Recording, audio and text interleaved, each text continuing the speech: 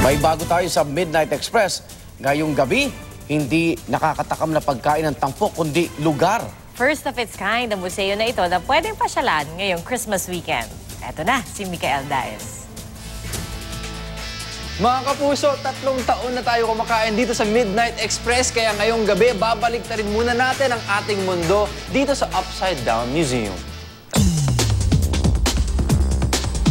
Itinayo noon lang October 11 sa Pasay ang kauna-unahang Upside Down Museum dito sa Pilipinas. Concept talaga nito is exactly upside down, where everything is upside down. Ang inspirasyon ng museum na ito ay nanggaling sa bansang Malaysia, Taiwan at Thailand, kung saan medyo maliliit na atraksyon lang ito sa kanila. Kaya naman nang dalhin ito dito sa Pilipinas, malulula ka sa dami ng iyong pagpipilian upang magpa-picture. Kailangan daw maging magaling ang iyong imagination upang magawa ang mga best pose dahil ang susi sa magandang picture ay illusion.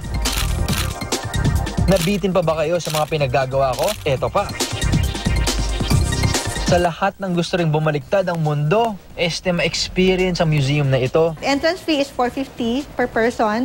Libre na ang 3 years old and below, and we're open from Tuesdays to Sundays, 11 to 9 ng gabi. Matatagpuan ito sa Boom na Boom Grounds, CCP Complex, Ross Boulevard, Pasay. Okay mga kapuso, ngayon na nabaliktad ko na ang inyong mga mundo, ibalik na natin. Ako po si Micael Daes, this is Midnight Express. Good night.